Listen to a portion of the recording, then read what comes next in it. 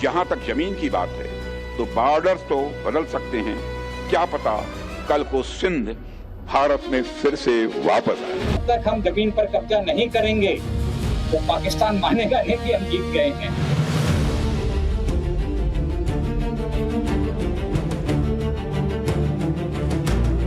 Of Sindoor was an apt example towards that synergy. प्रधानमंत्री नरेंद्र मोदी जब से साउथ अफ्रीका में G20 के सम्मेलन से लौट कर आए हैं तब से पाकिस्तान के होश उड़े हुए, क्योंकि पाकिस्तान को लग रहा है कि G20 से आते ही पीएम मोदी ने कोई बड़ा प्लान बना लिया है।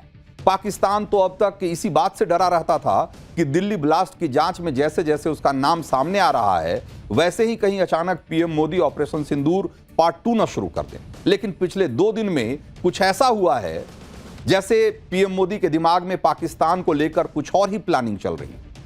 जो नए बयान आ रहे हैं उससे तो ऐसा लग रहा है जैसे पीएम मोदी ने पीओके कैप्चर करने से भी कुछ बड़ा प्लान किया हुआ है। ऐसा लग रहा है कि पीएम मोदी ने वो प्लान बना दिया है जिसके बाद पाकिस्तान फिर कभी अपनी जीत का फर्जी दावा, फर्जी जश्न मनाने लायक भी नहीं बचेगा।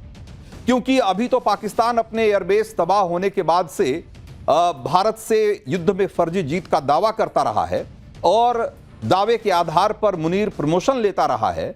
लेकिन ऐसा लग रहा है कि पीएम मोदी पाकिस्तान को ऐसा सबक सिखाने वाले हैं कि पाकिस्तान झूठ बोलने लायक भी अब नहीं बचेगा। पीएम मोदी पाकिस्तान के खिलाफ कौन सा बड़ा एक्शन प्लान कर रहे हैं? भारतीय सेना और रक्षा मंत्री राजनाथ सिंह ने ऐसा क्या कह दिया कि पाकिस्तान गुजारिश करने लगा?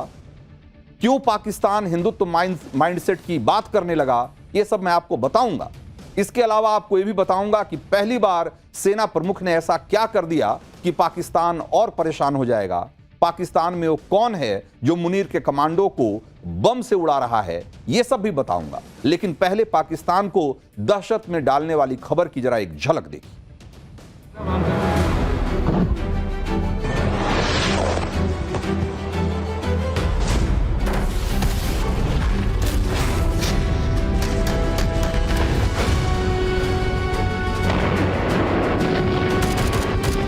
और जहां तक जमीन की बात है तो बॉर्डर्स तो बदल सकते हैं, क्या पता कल को सिंध भारत में फिर से वापस आए। जब तक हम जमीन पर कब्जा नहीं करेंगे तो पाकिस्तान मानेगा नहीं कि हम जीत गए हैं।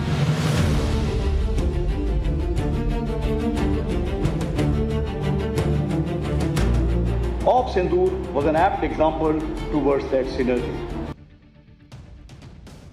तो दिल्ली ब्लास्ट के बाद से ही पाकिस्तान इस टेंशन में है कि पता नहीं पीएम मोदी के दिमाग में क्या चल रहा है, पाकिस्तान को लेकर पीएम मोदी क्या करने वाले हैं।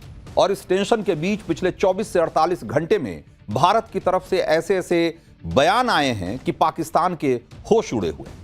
रक्षा मंत्री राजनाथ सिंह ने कह दिया कि पाकिस्तान के साथ बॉर्डर तो कभी भी बदल सकता है। सेना ने कह दिया कि पाकिस्तान की जमीन कब्जा कर लेंगे तभी वो मानेगा कि भारत जीता है।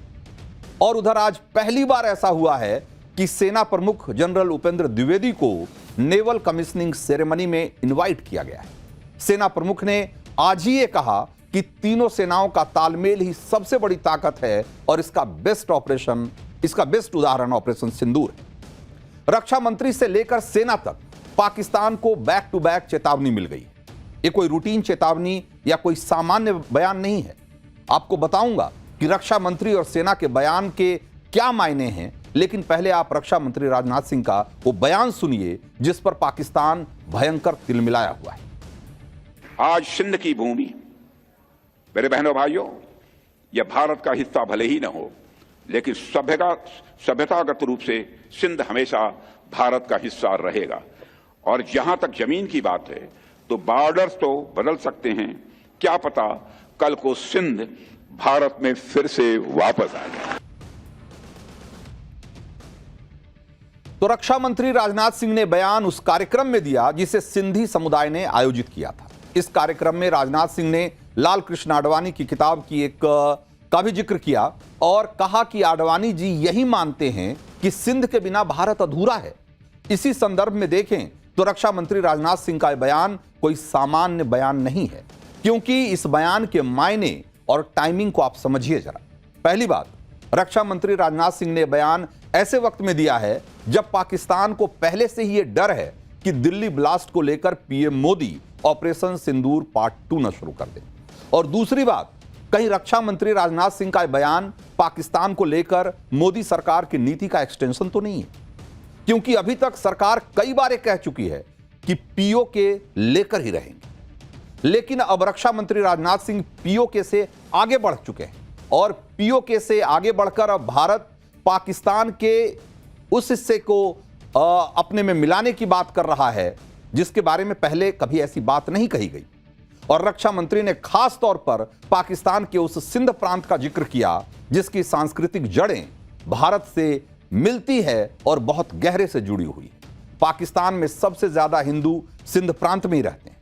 यानी राजनाथ सिंह का बयान सिर्फ पाकिस्तान को डराने के लिए नहीं है, बल्कि एक तरह का पुराना संकल्प है जिसमें उस हिस्से का फिर से भारत मिलने का संकल्प शामिल है जिसका सांस्कृतिक जुड़ाव भारत से बहुत गहरे से है।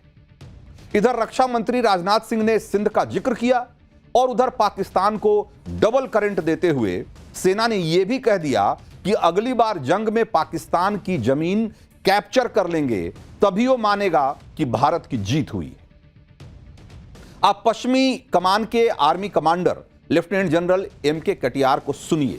वो जब पाकिस्तान की जमीन कैप्चर करने की बात कर रहे थे तो उनके चेहरे पर एक अलग तरह की मुस्कान थी और इस मुस्कान ने पाकिस्तान को और भी ज्यादा परेशान कर दिया है। सुनिए जा। साइबर से लेकर के केमिकल, न्यूक्लियर, बायोलॉजिकल सभी तरह की लड़ाई की हमारी तैयारी है। आप ये मान के चलिए कि हमें विश्वास है कि अगली लड़ाई सिर्फ एक डोमेन में नहीं होगी, मल्टी डोमेन ऑपरेशंस होंगे। लड़ाई स्पेस में भी होगी, साइबर में भी होगी, ईडब्ल्यू में भी होगी, इंफो वॉर में भी होगी। पर जीत जो है वो जमीन पर ही हासिल होगी। तो ये सारे डोमेन में जो भी हम काम कर रहे हैं वो किसी तरीके से जो हमारी अल्टीमेट जीत है, वो चाहे 71 की जीत हो, चाहे 65 की जीत हो, वो जब तक हम जमीन पर कब्जा नहीं करेंगे वो पाकिस्तान मानेगा नहीं कि हम जीत गए हैं। तो डोमेन सारी जरूरी हैं। हम सारी डोमेन में लड़ाई की तैयारी कर रहे हैं। तो रक्षा मंत्री कह रहे हैं कि पाकिस्तान का नक्शा बदल सकते हैं। सेना कह रही है कि पाकिस्तान की जमीन कैप्चर कर लेंगे और ऐसे बयान सुन सुनकर ही पाकिस्तान का दिल बैठा जा रहा होगा, क्योंकि पाकिस्तान को पता है कि नरेंद्र मोदी पाकिस्तान को टुकड़े करने का काम कभी भी कर सकते हैं। इसीलिए रक्षा मंत्री राजनाथ सिंह के बयान पर पाकिस्तान बुरी तरह से तिलमिलाया हुआ है। पाकिस्तान ने राजनाथ सिंह के बयान को संप्रभुता का उल्लंघन बताया है। पाकिस्तान ने कहा कि ऐसे बयान विस्तारवादी हिंदुत्व सोच को उजागर करते हैं। पाकिस्तान ने कहा कि वो गुजारिश करता है कि ऐसे बयानबाजी से बचा जाए। इसके साथ ही पाकिस्तान कश्मीर की बात करने लगा है, भारतीय मुसलमानों की बात करने लगा है, नॉर्थ ईस्ट में हिंसा की बात करने लगा है। यानी रक्षा मंत्री के बयान से पाकिस्तान में एक तरीके से आग लग गई है। इस पाकिस्तान इसलिए भी तिलमिलाया हुआ है क्योंकि जैसे बलूचिस्तान में आजादी की मांग उठती रहती है, वैसे ही मांग अब सिंध प्रांत में भी होनी शुरू हो गई है और यहां के लोगों में भी यही भावना है कि पाकिस्तान के हुक्मरान सिंध की अनदेखी करते हैं। सिंध के लोगों को उतनी भागीदारी नहीं मिलती जितने कि वो हकदार हैं। जबकि आबादी और आधार के आकार के हिसाब से अगर देखें तो सिंध बहुत बड़ा प्रांत है। वहां के कई ग्रुप पे चाहते हैं कि सिंध को पाकिस्तान से अलग एक सिंधु देश के तौर पर मान्यता मिले। पाकिस्तान के भीतर सिंध के क्या मायने हैं, जरा इसको समझिए। तो पाकिस्तान की जीडीपी का 32% हिस्सा सिंध से आता है और प्रांतों में सिंध की जो इकोनॉमी है वो पाकिस्तान में दूसरे नंबर पर है और सिंध के कराची से बहुत ज्यादा इकोनॉमिक एक्टिविटी होती है। सिंध जमीन के मामले में तीसरा और आबादी के मामले में दूसरा सबसे बड़ा प्रांत है। सिंध के पश्चिम में बलूचिस्तान है और पूर्व में पंजाब है। इसलिए स्ट्रेटजिकली अगर देखा जाए तो ये बहुत महत्वपूर्ण इलाका है और इसे गेटवे ऑफ इस्लाम भी कहा जाता है। तो बंटवारे के दौरान सिंध पाकिस्तान में चला गया था क्योंकि वहां मुस्लिम आबादी ज्यादा थी।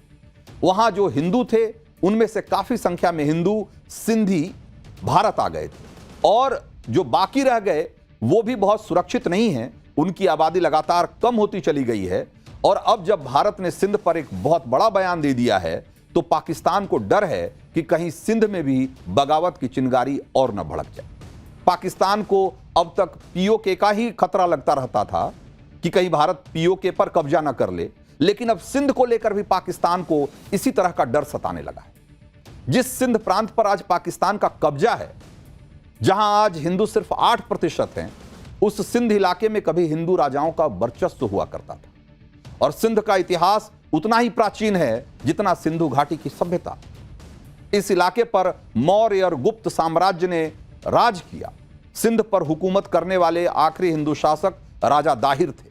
राजा दाहिर 8वीं सदी में सिंध के शासक थे और सिंधु नदी के किनारे के इसी इलाके को सिंध कहा जाता है और सिंध में रहने वाले सिंधी कहे गए और इसी से शब्द आया हिंद और हिंदी, और जिससे कि हिंदुस्तान जैसे शब्द बने। सिंध के बारे में बात करते हुए रक्षा मंत्री राजनाथ सिंह ने यह भी कहा कि सिंध प्रदेश राजा दशरथ के राज्य का हिस्सा था। सिंध वह क्षेत्र भी है जहां वेद ज्ञान सबसे पहले आया था। कहा जाता है कि बंटवारे के वक्त 10 लाख से अधिक सिंधी अपने घर, दुकान, जमीन और मंदिर छोड़कर भारत आ गए थे।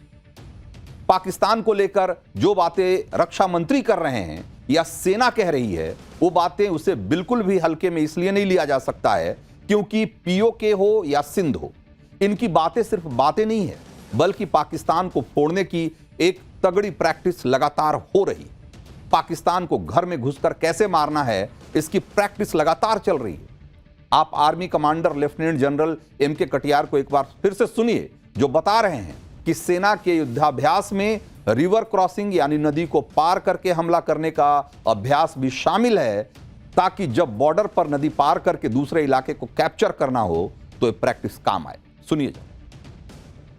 पहली चीज मैं आपको बतलाना चाहूंगा कि जो हम एक्सरसाइज करते हैं वो एक ऑपरेशनल टास्क को ध्यान में रखते हुए करते हैं, और हमारा जो पाकिस्तान का बॉर्डर है उसमें कई नदियां हैं, आपको ज्ञात होगा। चिनाब है ऊपर, फिर रावी है, फिर सतलज है, और अगर हमें पाकिस्तान पर ऑफेंसिव करना है तो कहीं ना कहीं रिवर क्रॉसिंग भी इन्वॉल्व होगी। तो ये ट्रेनिंग में हमारे शामिल है कि किस तरीके से हम नदी को क्रॉस करके दुश्मन के इलाके पे कब्जा कर पाएं। तो ये मान के चलिए कि जो भी हम ट्रेनिंग कर रहे हैं वो अपने ऑपरेशनल रोल के हिसाब से कर रहे हैं।